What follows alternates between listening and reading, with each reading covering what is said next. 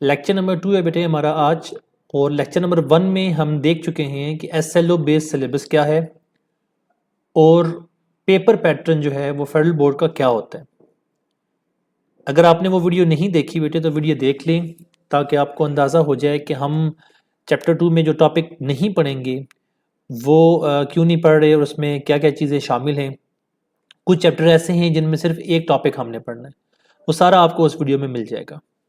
अच्छा बेटा, 11th class की जो केमिस्ट्री का चैप्टर नंबर 2 है उसका बोहर एटॉमिक मॉडल जो है वो हमारे पास है। अगर आप मेरे चैनल पे नए हैं तो आपको ये नहीं पता होगा, मैं आपको बता देता हूँ कि मेरा जो लेक्चर का पैटर्न है बेटे वो ये इंटरैक्टिव पैटर्न है। यानी कि मैं आपको कुछ चीज़ें साथ बताऊँगा, आपके पास रजिस्टर और पॉल पॉइंट होनी चाहिए ताकि आप साथ साथ नोट करते रहें।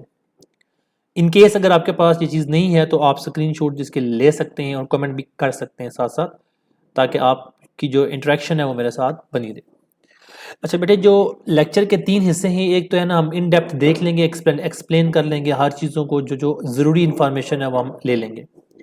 फिर बेटे कुछ क्वेश्चन मैंने आपको बताने हैं, उसके आंसर भी बताने हैं। और आगे जाके कुछ लेक्चर मेरे ऐसे हैं जिसमें आंसर मैंने आपसे पूछे हुए डिटेल में समझा के, तो वो आप साथ साथ इंटरेक्ट करते रहेंगे ताकि हमारा फर्दर जो है वो प्रिपरेशन का भी एक जर्नी जारी रहे। और बेटा आखिर में जो है वो आपको नोट्स, ऑब्वियसली जब आपको आंसर्स मिल जाने तो in the form of notes भी आपको मैं प्रोवाइड कर दूंगा। अच्छा बेटा, जैसे लेक्चर एंड होगा तो उसके एंड में जो डिस्क्रिप्शन होगी उसमें आपको लेक्चर मिल जाएगा। आज के लेक्चर की तरफ बढ़ते हैं बेटे। बोहर एटॉमिक मॉडल बेसिकली आपका टॉपिक है जी, हिस्ट्री ऑफ सब एटॉमिक पार्टिकल्स। उसमें जो सबसे ज़रूरी इंफॉर्मेशन जो नेशनल बुक फाउंडेशन ने दी हुई है वो है Bohr's atomic model. Bohr atomic model अगर आप देखें तो इस तरह की कोई तस्वीर आपके जहन में आती है। प्याज को अगर आप काटें, तो घर में आप अनियन इस्तेमाल करते हैं, उससे बेटा अगर आप दरमियान से छुरी से काटें तो उसकी भी इस तरह की कोई शेप बनती है। अगर आप किसी पार्क में विजिट करें तो एक जॉगिंग ट्रैक आपको मिलता है, तो जॉगिंग ट्रैक भी बिल्कुल इस तरह का ही एक पैटर्न होता है जिसमें फिक्स बाउंड्री होती है और आप उसमें क्या क्या कर रहे होते हैं, आप उसमें जॉगिंग कर रहे होते हैं। वापस आपने अपने उसी पॉइंट पे आना है जिस पॉइंट पे आपने शुरू किया था। ऐसे सिस्टम को हम सर्कुलर सिस्टम कहते हैं। सेंटर में एक हमारे पास बोहर एटॉमिक मॉडल का न्यूक्लियस है। इस न्यूक्लियस के अंदर क्या है बेटा, पॉजिटिवली चार्ज न्यूक्लियस है। तो पहला पॉइंट हमें यह पता लगा कि बोहर एटॉमिक मॉडल में एक पॉजिटिवली चार्ज न्यूक्लियस पार्टिकल है। फिर बेटा हमने क्या कहा है कि सर्कुलर पैटर्न है, तो आपको दिख रहा होगा कि डिफरेंट कलर में ये पैटर्न एग्जिस्ट करते हैं। इसका मतलब है कि इलेक्ट्रॉन इसमें क्या क्या कर रहे हैं बेटा, रिवॉल्व कर रहे हैं सर्कल्स में, एक सर्कुलर पैटर्न में इलेक्ट्रॉन रिवॉल्व कर रहे हैं। और ये सर्कुलर पैटर्न जो है वो फिक्स पैटर्न, यानी कि यहाँ पे जो पोजीशन है बेटा वो क्या है, फिक्स है। ऑर्बिटल जो है वो क्या है, एक फिक्स पोजीशन पे है। इनको हम जो है वो एनर्जी लेवल्स कहते हैं। अच्छा बेटा, जो फिक्स का लफ्ज है, फिक्स के लफ्ज की जगह एक और अच्छा लफ्ज भी इस्तेमाल करते हैं हम, जिसको हम कहते हैं क्वांटाइज्ड एनर्जी लेवल। मतलब उसका यही होता है कि फिक्स है, उसमें कोई चेंजेस नहीं है, यानी कि कंटिन्यूस नहीं है उसमें। यानी कि यहाँ से अगर आप 2 पे जाएंगे तो जंप करके जाना पड़ेगा। जिस तरह सीढ़ी नहीं होती, सीढ़ी के जिस तरह जो है वो स्टेप्स होते हैं, अगर आपने कोई एक सीढ़ी देखी हो जो कि जो है वो डिटैचेबल होती है, उसमें क्या होता है कि आप उसमें स्टेप्स की मदद से ऊपर मूव ऑन करते हैं। तो वो फिक्स एनर्जी लेवल्स हैं जिसमें आपने मूव करना है, उनको ऑर्बिट कहा जाता है। नेक्स्ट बेटा, इस जब भी एक ऑर्बिट से दूसरे ऑर्बिट में आप मूव करेंगे, एनर्जी गेन या लॉस आपको करनी पड़ेगी। जब भी चेंज करेंगे ना एक ऑर्बिट को, आपको एनर्जी गेन करनी पड़ेगी या लॉस करनी पड़ेगी। अब एनर्जी का गेन कब करना पड़ेगा और लॉस कब करना पड़ेगा, तो ये याद रखिएगा कि जब कभी भी आप किसी बड़े लेवल पे जाएंगे तो आपको उसके लिए एनर्जी चाहिए, और जब भी छोटे लेवल पे आप आना है आपने, उसके लिए एनर्जी आपको रिलीज करनी पड़ेगी। यानी कि अगर आप 1 to 2 मूव करते हैं, N1 से N2 मूव करते हैं, K से L शेल में मूव करते हैं बेटे, तो आपको एनर्जी रिक्वायर्ड है। लोअर से हायर ऑर्बिट में आपको एनर्जी गेन करना पड़ती है तक, ताकि आप ऑर्बिट को जो है वो पहुंच सके। और उसके बाद आपको अगर नीचे आना है तो लॉस करनी पड़ेगी। इसके बाद बेटा एक फिक्स एंगुलर मोमेंटम होता है। क्योंकि ये टॉपिक हमारा जो है एंगुलर मोमेंटम मतलब उस एक एंगल में, एंगल के मुताबिक वो एक सर्कल में मूव कर रहा होता है। ये टॉपिक बेटा हमारा इस तरह की उतनी डिटेल में किताब में है नहीं, इसकी इंपॉर्टेंस का जिक्र हुआ है बोहर एटॉमिक मॉडल में। तो हमारी जो नेशनल बुक फाउंडेशन है उसकी जो टेक्स्ट बुक है बेटे उसमें एक एक्सरसाइज में क्वेश्चन दिया हुआ है और क्वेश्चन वो ये है कि importance of Bohr's atomic model, what is the importance of Bohr's atomic model in modern atomic structure, national book foundation exercise question number 2 part 1। अच्छा बेटे इंपॉर्टेंस में कुछ पॉइंट्स हैं जो आपने लिखने, 3 नंबर का शॉर्ट क्वेश्चन आता है, अगर बन सकें तो 4 पॉइंट हम रेकमेंड करते हैं कि आप लिख दें, कि कई दफ़ा एक पॉइंट बच्चा समझ रहा होता है कि वो एक पूरा पॉइंट है लेकिन वो 2 पॉइंट में बटा हुआ होता है। तो पहला पॉइंट ये है कि बोहर के मॉडल के मुताबिक हमें कोई ना कोई क्लियर पिक्चर मिल गई है। इससे पहले रदरफोर्ड का था, रदरफोर्ड एटॉमिक मॉडल में क्या था बेटा कि इलेक्ट्रॉन जो है वो क्या हो सकता है, एनर्जी लूज करते करते एक वक्त आएगा इलेक्ट्रॉन न्यूक्लियस में गिर जाएगा। तो क्लियर पिक्चर नहीं थी, तो इस एक तो उसने ये काम किया कि क्लैरिफाई किया, जो पिक्चर है उसको उसने क्लैरिफाई किया। सेकंड जो पॉइंट है बेटे, सेकंड उसने जो पॉइंट बयान किया है वो ये है कि हमारे पास जो क्वांटाइज्ड एनर्जी लेवल है, क्वांटाइज्ड एनर्जी लेवल जो है उस क्वांटाइज्ड एनर्जी लेवल को इसने डिटेल से एक्सप्लेन किया। अगर डिटेल से एक्सप्लेन किया है तो ये एक इसका सेकंड इंपॉर्टेंस हो गई है जो कि इसने बयान की है। इसको क्वांटाइज के बेटे मैंने पहले बता दिया है, क्वांटाइज का मतलब है फिक्स एनर्जी, और इससे पहले फिक्स एनर्जी का कॉन्सेप्ट नहीं था आया हुआ, इसलिए हम कहेंगे कि ये फर्स्ट अप्रोच है फिक्स एनर्जी लेवल की। थर्ड पॉइंट बेटा ये है कि ये हेल्प करता है कैलकुलेट करने में रेडियस को और एनर्जी को। किसका रेडियस भाई? किसी भी एटम का रेडियस। स्पेसिफिकली इसने हाइड्रोजन की स्टडी की थी, मोनो एटॉमिक यानी कि एक मोनो इलेक्ट्रॉनिक सिस्टम को इसने स्टडी किया था बेटे। तो ये फिर कहलाएगा, ये हाइड्रोजन एटम के रेडियस को कैलकुलेट करने के लिए इस्तेमाल होता है। एनर्जी ऑफ इलेक्ट्रॉन का भी ये बताता है कि एनर्जी, ऑब्वियसली हमें पता है कि एनर्जी लेवल है तो एनर्जी को भी एक्सप्लेन करते हैं। आखिरी पॉइंट लिटिल बिट टेक्निकल है, इसके बारे में जो टॉपिक है वो हमारे सिलेबस से एक्सक्लूड कर दिया गया है, वरना इसको हम डिटेल में देख लेते हैं कि इमिशन स्पेक्ट्रा क्या होता है और कैसे कैसे ये काम करते हैं। आप बेटे सिंपल ये समझ लें कि जब एक एनर्जी लेवल से इलेक्ट्रॉन हाई एनर्जी लेवल से लो एनर्जी लेवल की तरफ आता है तो वो एनर्जी इमिट करके आता है। जब एनर्जी इमिट करके आएगा तो वो in the form of colour होगा। स्पेक्ट्रम एक ऐसी तस्वीर है जो कि हमें पता लगता है कि इसमें जो रंग हैं वो क्या है। कोसे कज़ा जिस तरह रेनबो होती है, बारिश होने के बाद आसमान पे एक कलर लेयर आ रही होती है, वो बेटा एक स्पेक्ट्रम होता है। इमिशन का मतलब इलेक्ट्रॉन निकाल के या इमिट कर रहा है या रेडिएशन इमिट कर रहा है, कुछ भी चीज इमिट हो रही है उसे हम इमिशन का नाम देते हैं। हाइड्रोजन एक एटम है, तो इसने बताया था कि हाइड्रोजन एटम का जो स्पेक्ट्रम होता है, जो कि यहाँ लिखा हुआ है 410 434 4, ये जो पॉइंट आते हैं ये रेड कलर का आता है, ये डिफरेंट कलर के क्यों आ रहे हैं बेटे, ये इसने एक्सप्लेन किया था। पेपर में ये डायग्राम आपने नहीं ड्रॉ करनी, पेपर में आपने 4 पॉइंट लिखने हैं बेटे, इंपॉर्टेंस ऑफ बोहर क्या है और ये इसके कितने पॉइंट्स हैं। इनकेस अगर कोई और फर्दर आपने क्वेश्चन करना हो बेटे तो आप कमेंट में लिख सकते हैं। मूव ऑन करते हैं हम अपने सेकंड टॉपिक के ऊपर। सेकंड टॉपिक है बेटा हमारा सब एटॉमिक पार्टिकल्स। सब एटॉमिक पार्टिकल का सब का मतलब होता है कि जो उससे नीचे वाला हो, उसके अंदर हो, यानी कि सब एटॉमिक पार्टिकल का मतलब जो एटम के अंदर पार्टिकल्स हैं वो कौन कौन से। तो एटम का अगर हम जरा स्ट्रक्चर को देख लें तो इसमें एक सेंटर में न्यूक्लियस है, बाहर इलेक्ट्रॉन है, ये भी हम देख के भी आए हैं कि इलेक्ट्रॉन रिवॉल्व कर रहे हैं। इलेक्ट्रॉन बेटा नेगेटिवली चार्ज स्पीशीज हैं, न्यूट्रॉन जो है वो होते हैं न्यूट्रल, और प्रोटॉन जो होते हैं वो पॉजिटिव चार्ज होते हैं।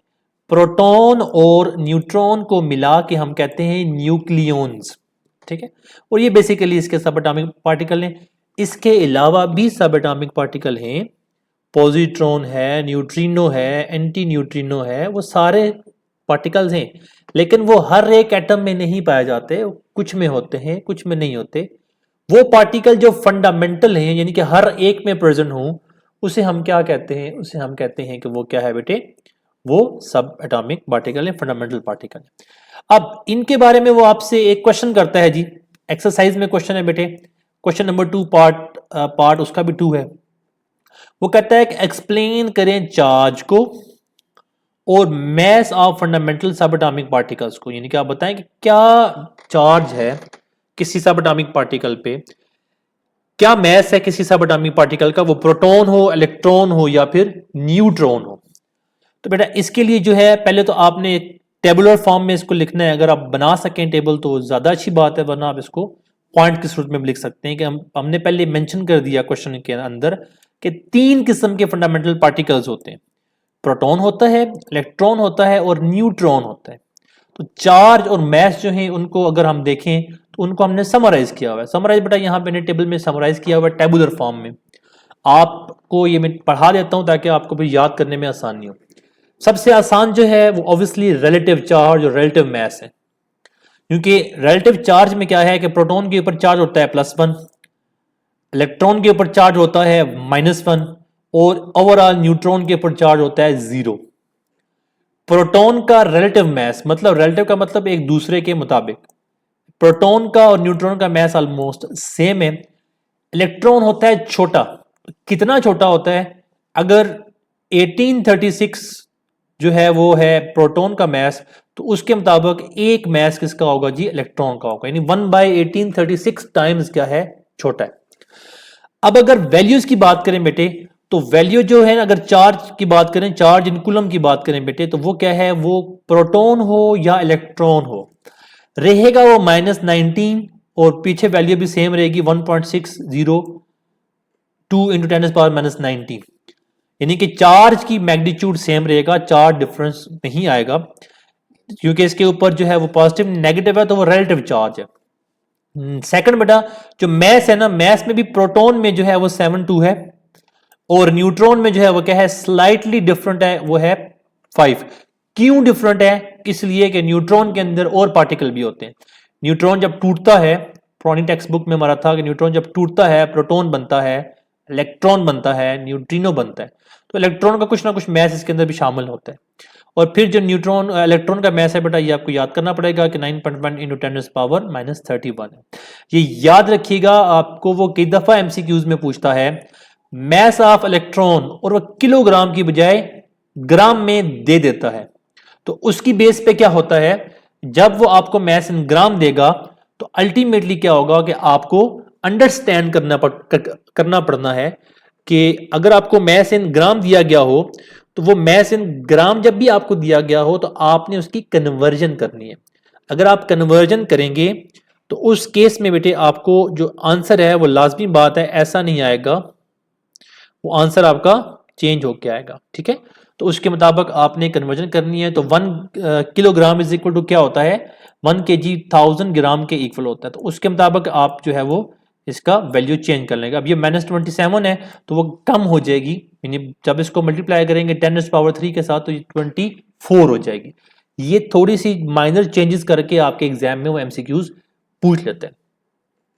नेक्स्ट बेटा, नेक्स्ट टॉपिक है behaviour of electron, proton and neutron in electric field. अब इलेक्ट्रिक फील्ड में बेटा क्या होता है, एक पॉजिटिव नेगेटिव चार्ज जो है हम शो करते हैं और उसकी बेस पे इलेक्ट्रॉन प्रोटॉन का बिहेवियर डिस्कस करते हैं। इलेक्ट्रॉन नेगेटिवली चार्ज है बेटे, यहां फिजिक्स वाला जो फिनोमेना है कि opposite charges attract each other, वो शामिल होना है। तो ये पॉजिटिव जो है वो अट्रैक्ट कर रहा होगा नेगेटिव को, तो इलेक्ट्रॉन इसकी तरफ मूव कर जाएगा, प्रोटॉन जो है वो नेगेटिव की तरफ मूव कर जाएगा और न्यूट्रॉन को कोई फर्क नहीं पड़ता। यहां एक जरूरी बात यह है कि इलेक्ट्रॉन का मैस होता है बहुत ही कम। इलेक्ट्रॉन का मैस कम होने की बेस पे होता क्या है बेटा कि इलेक्ट्रॉन जो है वो ज्यादा डिफ्लेक्ट होते हैं। अब यहां पे ना एक इंटरेस्टिंग इंफॉर्मेशन है, आपकी फिजिक्स में कूलम लॉ जब ड्राइव हुआ था वो टॉर्जन बैलेंस से ड्राइव हुआ था बेटे। तो टॉर्जन बैलेंस की जो एप्लीकेशन है ना, वो वंडर ग्राफ नाम का जो है एक आपके पास ऐसा ऑपरेटर्स है जो कि अक्सर आपको बहुत सारे म्यूजियम में मिलता है। उसमें एक बॉल नुमा होता है, उसके ऊपर जैसे ही अपने हाथ रखेंगे तो आपके जो हेयर हैं यानी कि जो बाल हैं सर के ऊपर वो अलग अलग हो जाएंगे, बिखर जाएंगे। क्यों? क्योंकि बेटा वो जो चार्ज है उसका जो नेट चार्ज है वो सेम हो गया, यानी कि सारे बाल आपके जो हैं वो पॉजिटिवली चार्ज हैं। बाल पॉजिटिवली पॉजिटिव को रिपेल करता है, मैस छोटा तो वो ज्यादा एक दूसरे को रिपेल करके दूर चले जाएंगे, इसलिए जो आपके बाल हैं वो बिखर जाते हैं। इलेक्ट्रॉन का मैस जो चार्ज है वो ज्यादा है इसके मैस की निस्बत, इसलिए ये भी डिफ्लेक्ट ज्यादा हो रहा है एज कंपेयर टू प्रोटॉन, ठीक है, इस बात को रखेंगे। अब उसी चीज को जो अभी मैंने एग्जांपल दी हम नोट करें तो हमारे हाथ एक दूसरे से दूर नहीं जाते, लेकिन बाल जाते हैं, क्योंकि बाल का मैस कम है, हाथ का मैस ज्यादा है, तो ओवरऑल इतना चार्ज बन ही नहीं पाता कि इसको दूर कर सके। अब इसके बारे में क्या आपसे क्वेश्चन पूछ सकता है कि what is the behaviour of electron, proton and neutrons in an electric field. तो अब इसमें आपने पॉइंट की सूरत में लिखना है कि इलेक्ट्रॉन इन इलेक्ट्रिक फील्ड। अभी क्या पढ़ा है मैंने कि इलेक्ट्रॉन किसकी तरफ मूव करते हैं बेटा, इलेक्ट्रॉन मूव करते हैं पॉजिटिव पोल। लिखेंगे it's a negatively charged particle and move in the direction of electric field toward positive pole. Similarly बेटा प्रोटॉन की बात करूं तो इलेक्ट्रिक फील्ड में प्रोटॉन जो है वो क्या होता है, पॉजिटिवली चार्ज होता है तो नेगेटिव पोल की तरफ मूव करता है, और न्यूट्रॉन जो है बेटा वो क्या है, नेगेटिवली न्यूट्रल है, तो न्यूट्रॉन जो है वो मिनिमल डिफ्लेक्शन शो करेगा। अब यहां पे जो जरूरी बात है कि आप जब पेपर में ड्रा करेंगे, पेपर में आपने डायग्राम लाजमी तौर पे ड्रा करनी है। अगर डायग्राम ड्रा हुई होगी, साथ में इसकी क्लियर डिपिक्शन होगी, तो आपको एक एग्जामिनर इसको ठीक करेगा और इसको 3 नंबर देके आपको चला जाएगा। अगर ऐसे नहीं है बेटे तो आपको फिर प्रॉब्लम होगी, आपको हो सकता है कि वो 2 मार्क्स दे पूरी एक एक्सप्लेनेशन के, आपको नंबर ना मिले, क्योंकि डायग्राम भी आपने ड्रॉ करनी होती है, ये क्वेश्चन की रिक्वायरमेंट होती है। मजीद बेटे अगर कोई क्वेश्चन है आपका इन टॉपिक्स के हवाले से तो वो आप मुझसे पूछ सकते हैं। इंशाल्लाह मिलते हैं अगली वीडियो।